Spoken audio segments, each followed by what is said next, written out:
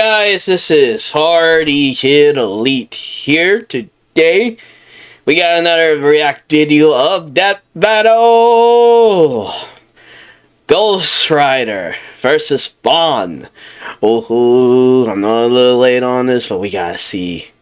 10 days, dang. Alright, we're gonna see. And to be fair, I do not know who's gonna win this battle, so I'm just gonna see what happens. This is cool though. Ghostrider versus Spawn. The Spirit of Vengeance versus the Dark Angel of Armageddon. He's Wiz and I'm Boomstick. And it's our job to analyze their weapons, armor, and skills to find out who would win a death battle. Johnny Blaze has always been a man possessed, chasing the thrill of certain doom by performing death-defying stunts, following the example of his adoptive father, Crash Simpson. Until the day Crash lived up to his name and got cancer. Heartbroken, without enough Wampa fruit to save him, Johnny turned to the only thing that could. Chemotherapy. The devil. Oh! To cure Crash's cancer, Johnny sold his soul to Mephisto, king of the 8th layer of hell. Only for Crash to actually live up to his name right after. But instead of scooping up Johnny's soul, Mephisto had something else in mind. He bound Johnny to an instrument of divine wrath, Zarathos, the Spirit of Vengeance. So Johnny Blaze lived up to his name and burst into hellfire, an undead skeleton biker with a sick-ass hog, the 5th scariest Nick Cage performance, the stuntman from hell. He called himself the Daredevil. Sorry, Johnny, that name's taken. Okay, then how about the Ghostrider? Sure, we definitely didn't forget that we named the character the same thing only 5 years earlier. All you. Dang. Ghostrider was bad news for Earth's sinners and scumbags. He's strong enough to pull down skyscrapers, blow up mountains, and cause earthquakes that can be felt across whole countries. Don't even think about fighting back. He can remake his whole body from the hellfire that engulfs him, making him immune to all physical damage. Only holy weapons that target his soul can harm him. It's not just his body, his whole arsenal is hellfire. Ghosty can create anything he can think of, from an infinite stream of chains, a shotgun packed with fiery rounds, or a flaming missile barbed right out of his mouth. Life goals. And he can imbue other objects with hellfire, such as his Hell Cycle. Oh, this badass bike can outpace Thor's hammer Mjolnir, which can cross the universe in seconds. Hellfire is a weapon in and of itself, whether shot out of his hands, raining down from the sky, or released from his... junk. Boner, Wiz. Get it? And it doesn't just scorch flesh. Hellfire is so deadly, it can burn away your very soul. This technique would be mastered by Johnny's successor, his own brother, Danny Ketch. Oh yeah, Johnny's not the only Ghostrider, and Danny was the first to master their most famous move. You know, the one that burns your soul to smithereens with just a look? The penance stare. The penance stare inflicts upon its victims every ounce of pain they ever wreaked upon others. Every cruelty, no matter how small or righteous, is reflected back. A biblical punishment. Obliterating your soul! It even works on other Ghostriders, like when Johnny and Danny got into a staring contest and Danny actually depowered Johnny. Eyes are windows to the soul, so the Ghostrider must be able to match his victim's gaze for the penance stare to work. Some people have survived it, like the Punisher supposedly because he didn't regret his actions, but it did work on him on other occasions. Well, Johnny can adjust how deadly it is, and it doesn't necessarily have to kill you. He can use the stare to read minds, force you to confess info, or just show you the error of your ways. Remember, the Ghostrider is 2 souls in one body, with the kinder Johnny battling the demon Zarathos in a war of control. A classic Faustian bargain. All the power in the world, but if you want it, it uses you. Because if Johnny gives in, the demon's full might will take over, and then everything is screwed. Zarathos' strength is boundless. He can open up portals between dimensions, control control the elements, penance stare an entire city, Dang, that's kinda and cool. fly all the way to Asgard, Dang. which is a literal infinite distance away. He's manhandled some of Marvel's heaviest hitters, like Thor, World War Hulk, and Doctor Strange. Hell, Strange said Zarathos is a threat to all realms, mortal and immortal. Hyperbole? Think again. The Archangel Zadkiel said that the power of the Ghostrider could threaten all of existence, and even bring down heaven itself. Right before an army of Ghost Riders did just that. Yeah, an army. The spirits of vengeance are legion. As far back as the Great Flood, humans have been bonded to the vestiges of God's power to act as his divine wrath on Earth, a sort of heavenly Black Ops. Okay, wait, does that make Zarathos an angel now? Or is he still a demon? Both? Neither? Despite being one of the greatest entities in existence, it's unclear. What we do know is that ages ago, Zarathos feasted on souls and battled Mephisto for rulership of his realm. Mephisto, ever the trickster, claimed victory and gained control of Zarathos forevermore, hence how he could bond him to Johnny. But Zarathos got his revenge against that big red bitch with another Ghost Rider, Alejandra Jones. Bet you wish you had one more day to fix that hole in your chest, huh? Comic book fan punching bag though he may be, Mephisto is unbelievably powerful.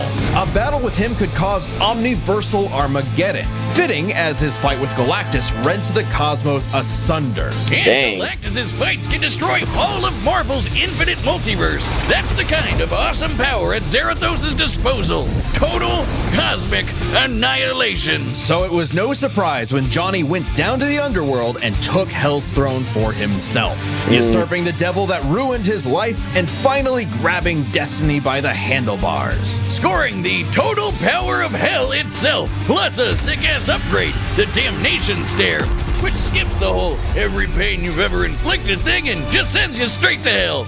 No shot. As they say though, uneasy lies the head that wears the crown.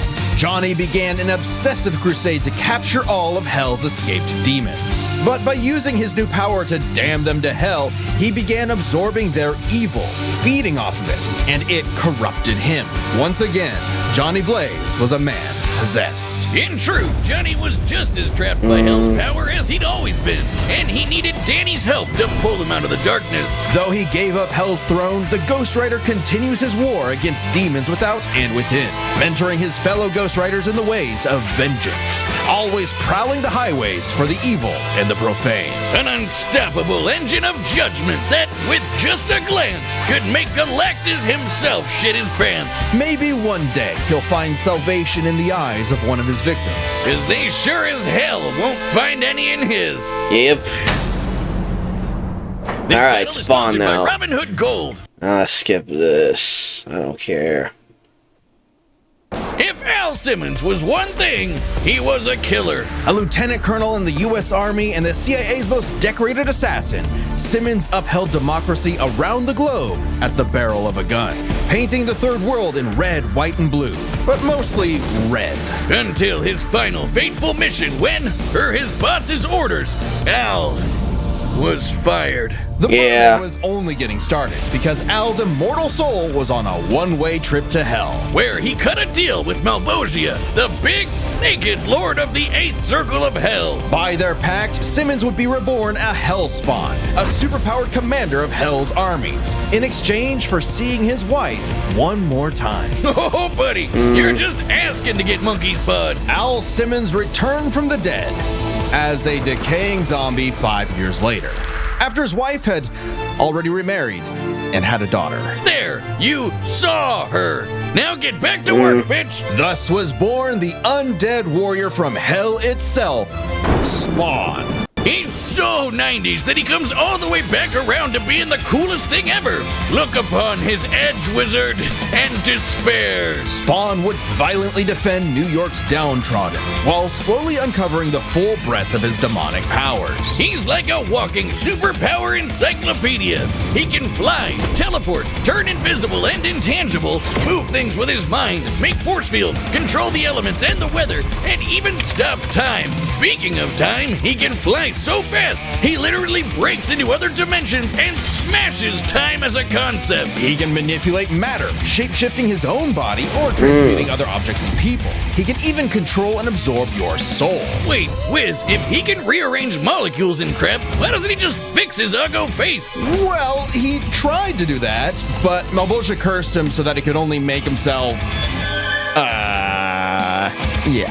Oh. It's petty trolling like that That's gets you a messed up. throne in hell. To be fair, Spawn can achieve a similar result with illusions and mental manipulation. He can read and control minds, implant and replace memories, or simply drive you mad. Spawn can do all of this crazy shit because he runs on necroplasm. Basically, hell juice. You're not wrong. Necroplasm is the energy that makes up hell itself.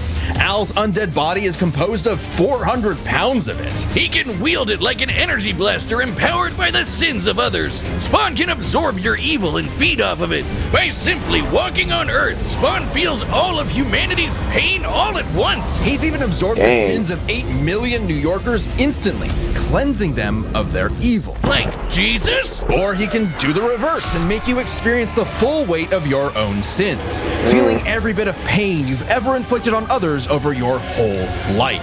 Like some sort of penance. Though Spawn's necroplasm comes with a catch. Yeah, he's got unlimited amount of the stuff, and it drains every time he uses his powers. If he runs out, he's dragged back to hell. Even depowered, Spawn can rely on his elite military training and hand-to-hand combat.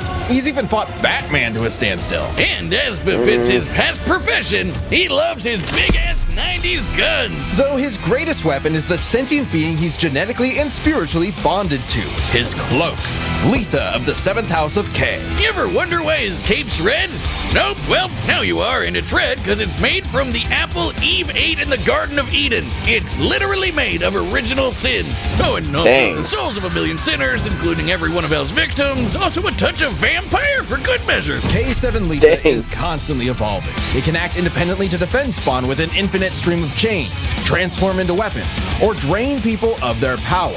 It is the most potent weapon Hell has ever created. It even helped Spawn beat the primordial dark god Urizen, who can destroy and eat your soul with just a glare. Except the souls bonded to Spawn acted as a buffer, allowing him to survive. You'd think with an arsenal like that, he'd be unstoppable. But Hellspawns have a weakness to holy weapons and can be killed permanently if decapitated by one. Though Spawn has managed to survive this in the past. No, Spawn's greatest weakness is his own, how do I put this, stupidity. So Spawn fought this angel lady, Angela. Great name for an angel. She had this dimensional lance that could wipe Hellspawn out of existence, and Spawn got it. But instead of, being cautious around a mysterious angel weapon that hurts him, he just had to push the big shiny button and activate it on himself. And so, Spawn was forever destroyed. Really?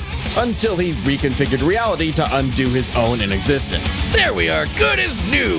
That has to be the first time we've seen someone accidentally kill themselves and survive. On his quest as Hell's greatest warrior, Spawn has defeated a serial killer ice cream man, a demonic clown, and even his old boss remade by Heaven into an anti-Spawn. He's even encountered other Hellspawn. Killing bad guys might seem counterintuitive if you work for a Hell Lord, but it actually just adds more souls to Malbolgia's army. An army Spawn would have to lead in a war with Heaven that'd kill all of humanity. Because the reason Malbolgia chose Al to be his commander wasn't that he was some great warrior. It was because Al had proven that he was the best at taking orders. All his life and all his death, Al was nothing more than a hired gun. But he knew it, and he would do so no more. So Spawn marched down to Hell and ripped Malbolgia's head off with a scream so loud it echoed through all of reality. Spawn became the king of the 8th circle of Hell. As King, Spawn is literally a part of Hell itself, gaining access to an unlimited pool of energy that increases 100-fold with every heartbeat. He's effectively omnipotent in there, and strong enough to challenge other Hell Lords like Mammon and Satan. He got so strong, the only thing left was to finally resolve the war between Heaven and Hell. But Spawn needed help from the being who created this God and Satan to begin with, the mother of existence, Gaia. She wasn't cool with her kids being total assholes, so she appointed appointed Spawn to be the universe's savior. By eating the fruit from the tree of life, Spawn became truly divine, capable of battling God and Satan in a stalemate for eternity that extinguished all life on Earth. And each of them are powerful enough to create and control infinitely sized universes. Spawn Jesus. broke the stalemate by letting God and Satan destroy him, only for Gaia to separate the two from the reality they threatened. Then, just like that time with the Lance, Spawn respawned and recreated the Earth. Poof, good as new. Finally freed of the weight of heaven and hell, Al asked to be reborn as a human, but he knew in his heart he deserved to carry on his undead penance in perpetuity. He's a creature of the 90s, Wiz. He won't be happy unless he can angstily brood over the injustice of his own existence. Though if you threaten the alley he calls home, beware, because Spawn will turn whatever's left of your life into a living hell. Alright, the fighting. Battle is sponsored by DraftKings. Nah, I don't care about DraftKings, goddamn. 68 hours. See terms at casino.draftkings.com/promos. Ends March 16th, 2025 at 11:59 p.m. Eastern Time. Alright, the fight. All right, the combatants are set, and we've run the data through all possibilities. It's time for a death battle. Death battle! Yeah.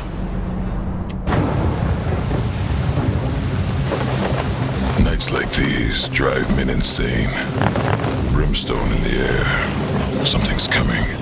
If it wants a piece of me, there'll be hell to pay. So it's gonna be a crazy fight. Go back to the pit you squirmed from, Hellspawn. Make me. Oh, yes.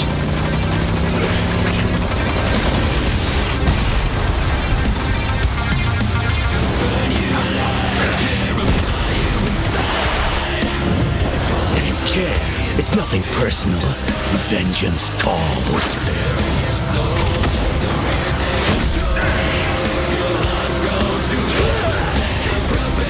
Ooh.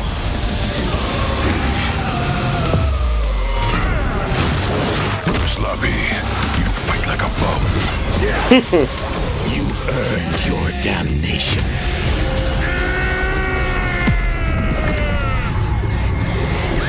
What the heck happened? Oh, he went back to hell, did he? So now he's coming back. Welcome to hell. Took him right with him. Well, they're both in hell.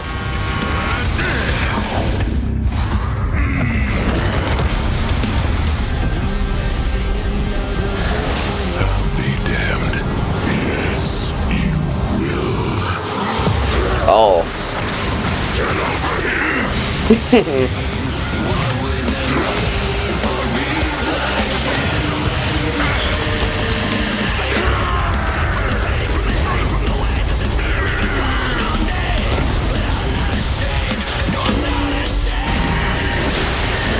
Oh, the angel. The vestments of the holy cannot disguise your wickedness.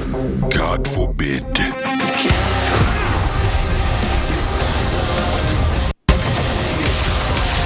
Yeah.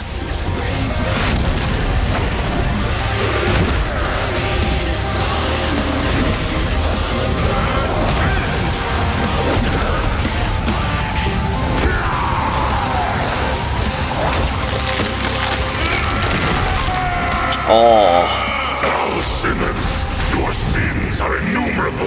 I am here to wreak vengeance upon your soul. Oh, he's gonna do that thing. I sin for breakfast. Have a taste of your own goddamn medicine. Oh, he's doing the same thing to him? He lied. He is the Prince of Lies. Wait, I'm an innocent.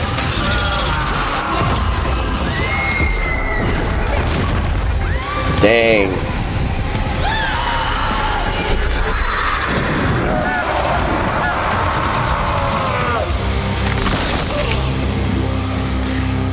Oh. It's like you said, nothing personal, asshole. Dang. Spawn won. God, Damn! Literally. This was a nail-biter of a battle that pitted Ghost Rider's immeasurable power against Spawn's skill and versatility. Let's break this down into 4 categories. First up, power. Divine Spawn could match God and Satan, who could create universes.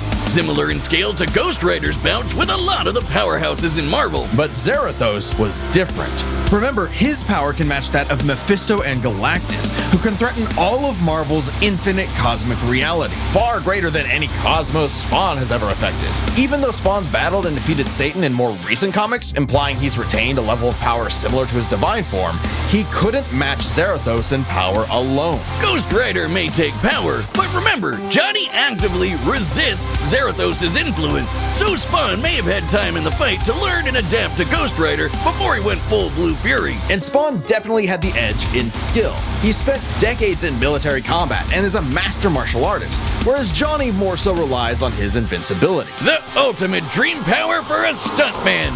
Even with his crazy powers, Ghost Rider was a lot more direct than Spawn, pretty much entirely focused on attacking the soul. Which doesn't bode well for his versatility. Spawn can stop time, manipulate matter, turn intangible, control minds, warp reality. The Ghost Rider had a much more limited arsenal by comparison. Spawn had a huge advantage in this category. Though with his invincibility, way greater power, and the ability to scorch your soul to nothing, Ghost Rider could score the win through brute force, right? Not exactly. The last piece of the puzzle is their resistances. Basically, who was harder to kill. Spawn's constant mainlining of humanity's collective sin and pain meant he could survive attacks on his soul, including the penance stare, just like he resisted a very similar attack from Urizen. Best of all, remember the time he rewrote reality to undo his own inexistence? There was nothing the Ghost Rider could do to overpower that, and that time with the lance wasn't planned, it was purely instinctual. He could replicate it any time he wanted, like in his fight with God and Satan. So how do you put Spawn down for good? Well, you can't. At least Johnny and Zarathos could. Unlike how Ghost Rider's soul has been vulnerable to attack before, like when Danny used the penance stare to depower Johnny. This sort of thing actually happens a lot, even in recent comics. The whole reason Johnny and Zarathos are bonded in the first place is because Zarathos' soul was manipulated by Mephisto. And not only does Spawn have plenty of experience manipulating souls, he can replicate the effect of the penance stare itself. And just think about that. A penance stare on Zarathos would mean he's feeling the pain from every penance stare that he's ever done. A penance squared. The damnation stare, on the other hand, actively helped Spawn, sending him to hell where he gets a literal infinite power boost. And it wasn't just Spawn's soul powers that had spelled trouble. He had other ways to bypass Ghost Rider's immortality too, like transmutation, rewriting reality, or just straight up stealing his powers, which has worked on multiple Ghost Riders in the past. Giving Spawn the final edge. Zarathos was almost unbeatable, a massive power advantage, soul destruction, immortality, but Spawn could counter everything thrown at him, and was too unkillable for Zarathos' strength advantage to matter in the long run against his crazier abilities. That was one hell of a fight, and at least Johnny went out in a blaze of glory. The winner is Spawn. Next time on Death Battle. Alright. Ooh. Oh, they're gonna do this. Oh yeah, Shigarasi. Subscribe and join as a And member me to see too. more Death Battle. Thanks for watching. Oh, I'm hyped for that one too. Ultimate destination. Oh yes. We've been talking about this. I think a lot of people did a video. Some people did a video about that too. Ooh, I'm hyped for that. I mean, I feel like Marito might win that battle, but who knows? It's Death Battle. It might, you know. Alright guys, that's the end of the video. Want more Friday Kid Elite? Subscribe to the channel, leave a like, and comment down below. And tell me what you guys think about Death Battle of Ghost Rider versus Spawn. Interesting. I don't know too much about them. I mean, I've seen them before. Just don't know about like I know a little bit about their history, but not as much as some of their powers from the comics who are stronger. You know. Alright, I'll see you guys again.